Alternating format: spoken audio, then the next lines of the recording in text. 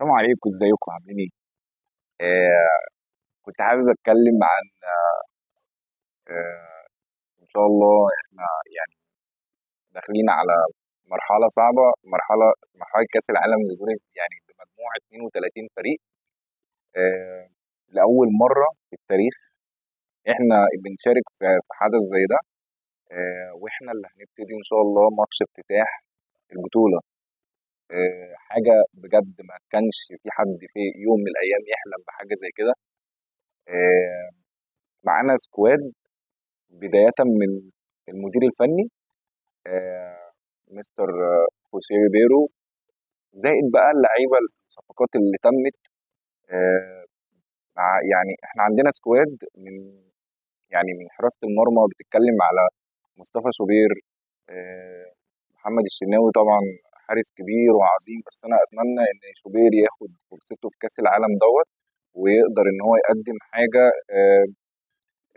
تليق بيه بمستواه اللي قدمه في بطولة أفريقيا اللي احنا خدناها في ماتش من الترجي. آه، عندنا برضو مصطفى مخلوف، حارس واعد وكويس. أنا شايف إن هو هيبقى ليه مستقبل إن شاء الله. عندنا آه، سيحة، الصفقة الجديدة اللي احنا جبناها.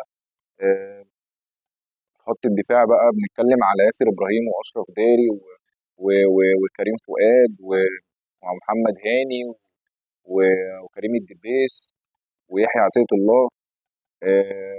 بتتكلم عندك في خط النص بقى، يعني مجموعة كبيرة من اللعيبة، بجد الواحد يحتار يحط التشكيل فيها آه، أو بيها يعني. عندنا بتتكلم في إمام عاشور، مروان عطية، حمدي فتحي، أليو ديانج. أنا مش محضر ففي أسماء هتقع مني، بس بنتكلم على عودة أليو ديانج وحمدي فتحي. بجد كانت ثنائية فوق الروعة يعني.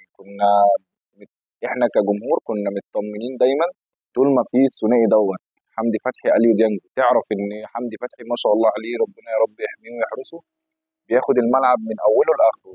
شويه تلاقيه عند الحارس بتاعه في 18 عندنا، شويه تلاقيه بيجيب جول في الفرقه 18 عند الفرقه الثانيه. بتتكلم في تريزيجيه، بتتكلم في زيزو، حسين الشحات، طاهر بعد المستوى الرائع اللي قدمه الموسم اللي فات ده.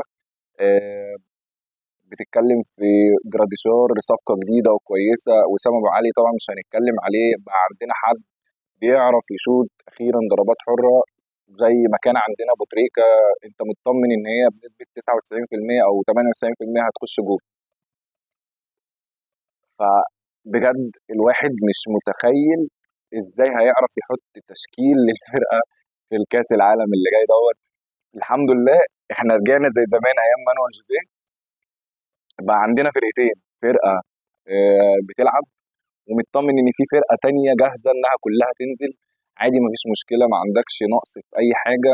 الحمد لله يعني. نشكر طبعا كابتن محمود الخطيب والاداره كلها، واداره التعاقدات وشركه الكوره، انها قدرت توفر لنا المجموعه الكويسه من اللعيبه دي.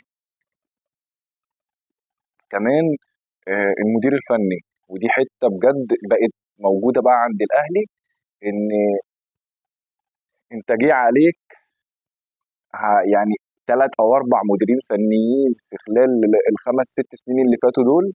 بدايه من ريني فايلر، بعد كده موسيماني، بعد كده كولر، بعد كده خوسيه روبيرو.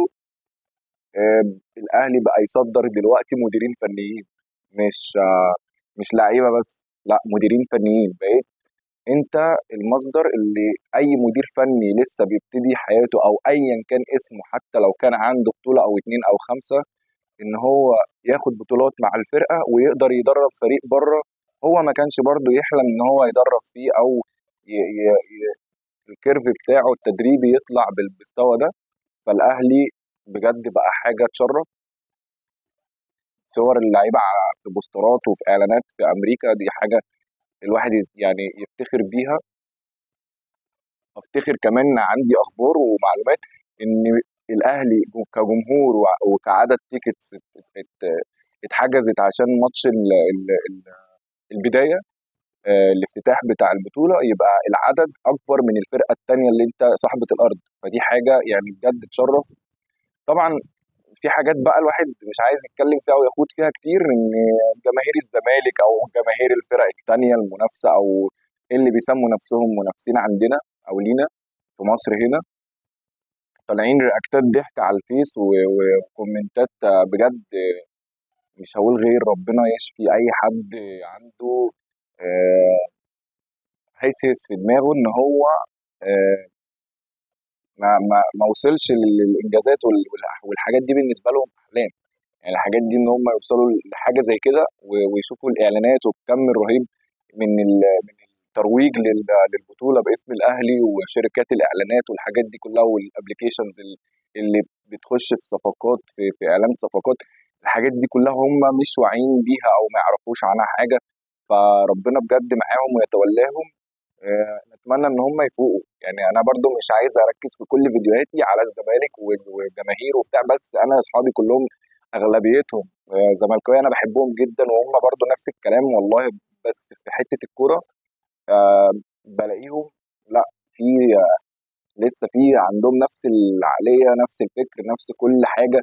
آه، دي كلام حاجات بتتكرر، يعني كل ما حاجه مثلا صفقه الاقي رياكتات ضحك، اعلان الاقي رياكتات ضحك، مش عارف بتضحكوا على ايه؟ انتوا بتضحكوا عليكم، انتوا بتضحكوا على خيبتكم، بتضحكوا على ان انتوا مش عارفين حتى تدوا الناس حقها او تدوا الناس مرتباتها او تجيبوا صفقات او الحاجات دي. المفروض انتوا مش يعني المفروض تعيطوا وتحزنوا على اللي انتوا فيه. مش عايز يعني افضل مركز معاهم في كل فيديو بعمله، بس هم اجبروني على ده علشان خاطر كان التفاعل مع الفيديو الاول في الموضوع دوت، يعني بسبب كده اللي هو انا داخلين احنا بنحبك وداخلين نعمل لك لايك او شير او سبسكرايب والحاجات دي، بتلاقيناك بتتكلم عننا. فوالله ما احنا اخوات والله، ونفسي فعلا بجد والله من قلبي الزمالك يبقى رقم اتنين معانا. يعني هو لسه مش هيبقى رقم واحد الا بعد كام سنه، ممكن 50 او 100 سنه، بس هو يعني حاولوا يعني ترجعوا تبقوا رقم اتنين. انتوا رقم اتنين راح منكم، فربنا معاكم بجد. فمش هنخوض كتير برضو، خلاص قفلنا على الموضوع كده. ان شاء الله بقى نتكلم في بدأنا اهو في موضوع في كأس العالم.